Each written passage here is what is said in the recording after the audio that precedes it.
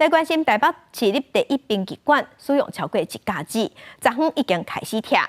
台北市长蒋万安表示，未来服务的量能会转去第二殡仪馆，若咧拆的数量抑个冰柜的数量，拢会比本地的抑个较济。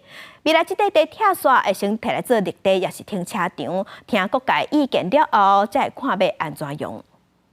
台北市第一殡仪馆圆满落幕大吉。有1甲子历史的台北市立第一殡仪馆，12世纪拆景行厅的看板宣告行入历史。台北市长蒋万安表示，拆除作业一定要5个月才会当完成。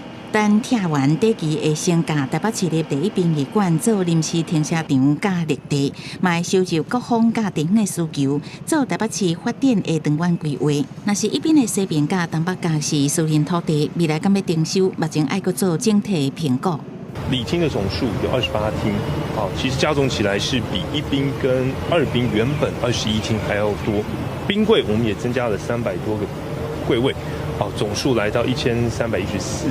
所以整体来看，量能是足够。但是从一宾衔接到二宾，我想这中间当然还是有一个过渡期。居民都是非常接受说这个一宾要拆除，已经梦想了已经50几年，将近60年了，所以说他们宁可回归金不要，但是就是要把这个一边拆除掉，把在附近把它热络起来。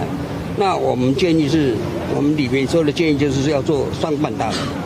值得注意的是，台北市立殡仪馆即马进行拆除作业，按照当地房价甲3年前比起来，一平起到76.9万，起11.7%。